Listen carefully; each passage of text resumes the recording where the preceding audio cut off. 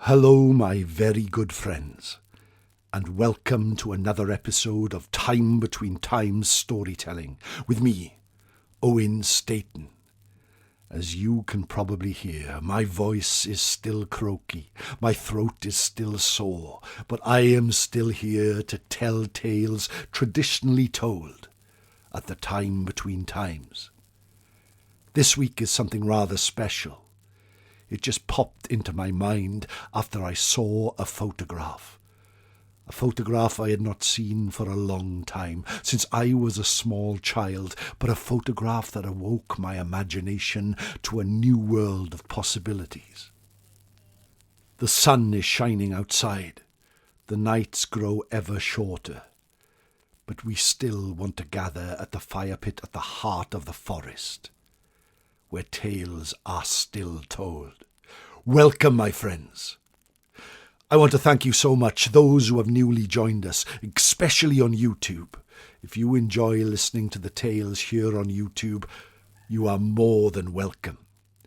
If you are a traditionalist here on the podcast, you are welcome as well. I love the fact that our numbers grow week in, week out, and you can help the podcast by leaving a nice review either on YouTube or wherever you get your pods. I would be so grateful if you could do that. You can find out plenty more information about me at welshstoryteller.com, where you will find all your storytelling needs, if you live in Wales or beyond.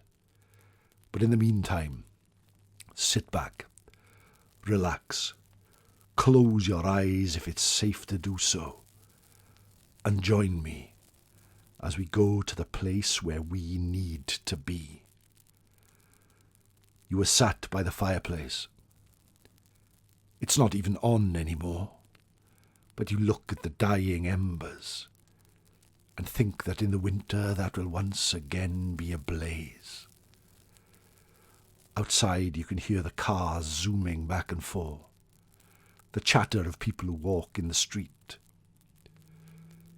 You get up and look across the room, and there you see it, something on the ground, on the floor. An old book. You pick it up. On the cover is a picture of an ancient crystal skull. The title is there, Arthur C. Clarke's Mysterious World. And when you open the book, the page falls open on a photograph, grainy and black and white and old. At first glance it looks like some sort of duck on a lake. But the closer you look, the more mysterious it gets, the more it seems to come alive. Can that really be what it says it is? A monster in Loch Ness, in Scotland. A dinosaur living beneath the waters and has done for millions of years. It's called the surgeon's photo, taken in 1933. And some people put it down as the beginning of a legend that has endured ever since. You place the book under your arm, your thumb just catching in the pages where the photograph is. And you walk out your house, locking the door behind you, making your way to the forest. There you see the sky is grey. And as we step under the eaves of the forest, it becomes darker still. You pass the old mossy tower, jump over the babbling brook, and there you come across it. The fire pit at the heart of the forest. You listen to the silence. It is as loud as anything you have ever heard. But it is boundless and beautiful and beyond compare. And then you hear voices. People are starting to gather. People come into the clearing, each of them happy, each of them sending you a greeting, each of them hugging you, greeting you. For here are all your friends that you want to be here. All your family that you want to be here. Here at the fire pit at the heart of the forest, you look up and you see that the sun and the moon share the same sky, for now is the time between times, the time when it's neither night nor day, but the sun has gone and the sky is grey.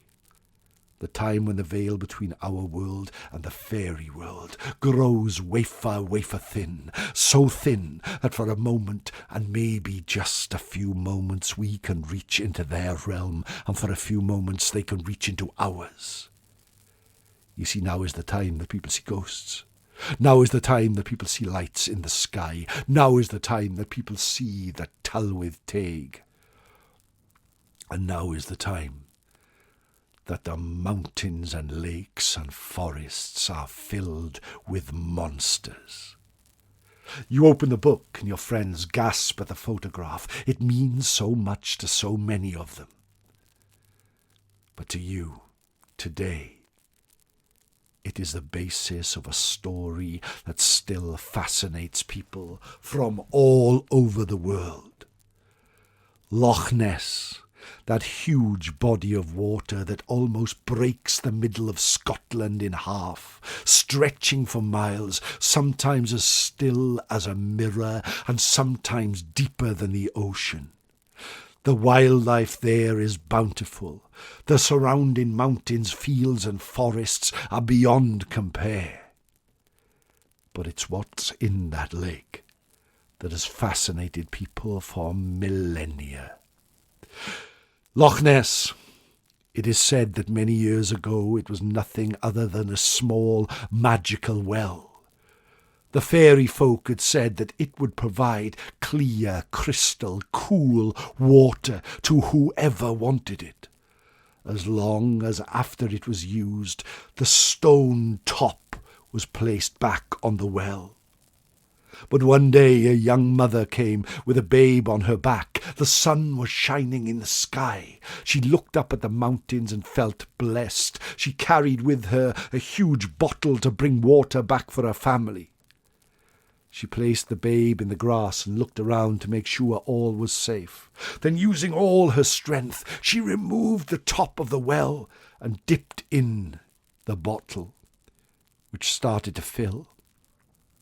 She started to sing an old song that echoed through the valleys as the bottle slowly filled from bottom to top. For a moment she lost herself in a careless cacophony of song. But then her voice was joined by another as her baby started to cry. She turned around quickly and saw to her horror that not far from her baby was a wild, wicked wolf, stretching and moving quickly towards the babe. She rushed over, shooing the wolf with all the power that she had left, and throwing stones at it. She picked up the baby and held it to her breast. She was terrified. She rushed back home, thinking how could she have been so foolish to let the one thing she cared about the most be so unsafe. As she got home, she sat down and started to cry, more in relief than anything. But it was then that the sound started to be heard. The people of the village ran outside their houses. The people of the village started to run to where the well was.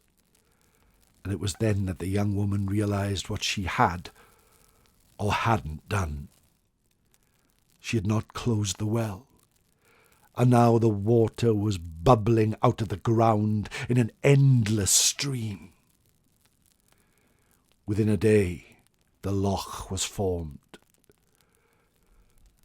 The land was lost, the forests filled, and there in the centre of Scotland, this great body of water. All the villagers had to move away into the hills. and she was never quite forgiven. But what some didn't realise at that time is that it wasn't just water that formed that loch. Columba, the Irish missionary, became a saint, but before that he travelled the lands of Scotland, spreading Christianity. Near the banks of Loch Ness, he and his followers would meet, and he would preach with the sun at his back and the water in his sights. But one day he looked to the far side of the loch and saw that a crowd of people had gathered, waiting to hear him speak. He said to his followers, "Come, there is a boat down below. Let's take it across, and let us spread the word of God to those on the other side of this great water." And down they walked. Birds sang in the sky. Animals watched them go. But when they got to the place where the boat was normally tied, they found that it had gone.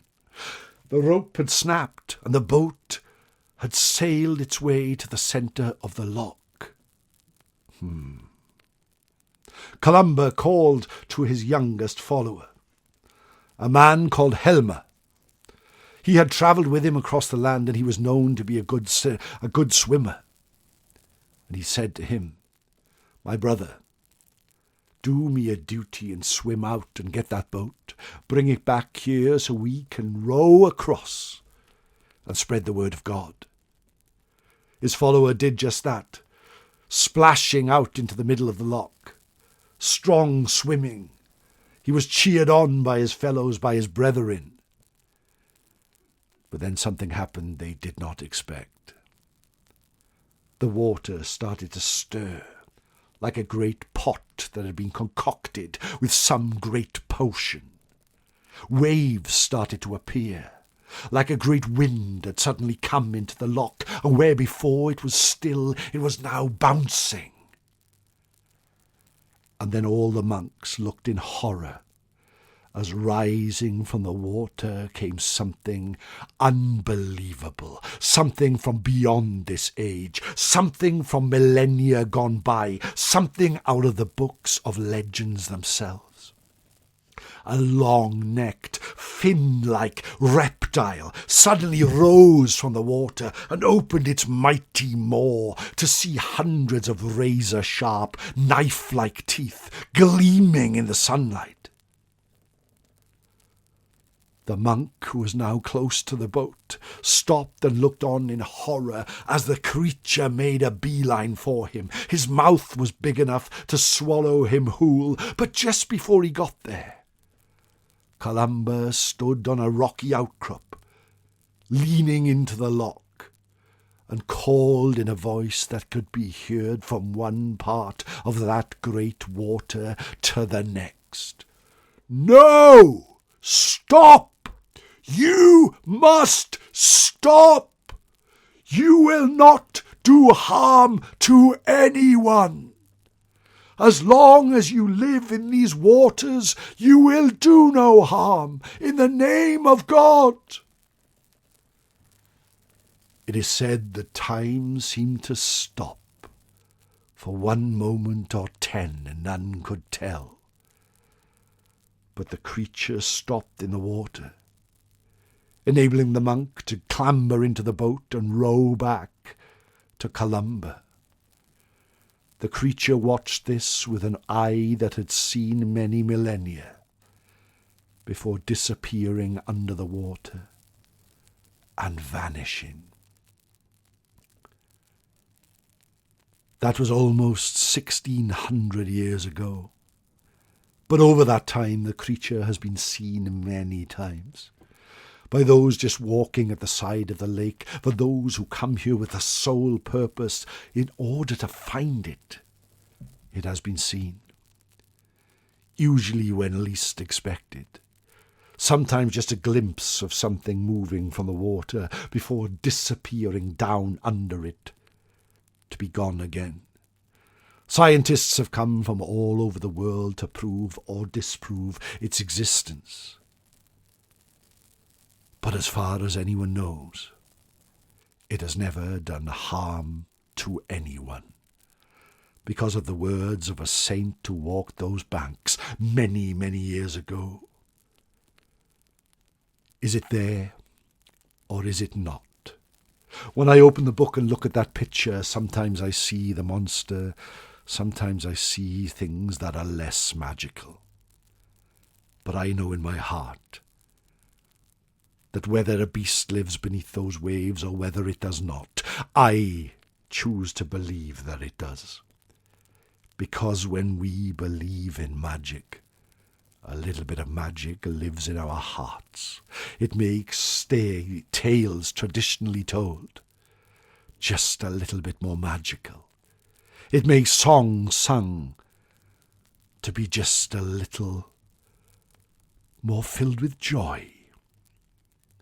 Believe in magic, my friends, because believe it or not, magic believes in you.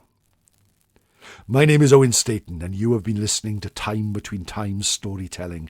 Please tell your friends about it. Please let me know what you think of this episode, and please support the show if you can. If you want to join my Ko-fi at kofi.com/Owen Staton, or my growing band of Patreon followers at patreon.com/Owen Staton 7. But if you cannot do these things, just carry on listening and let me know what you think of these stories. Go to welshstoryteller.com and send me a message. I would appreciate that very much indeed.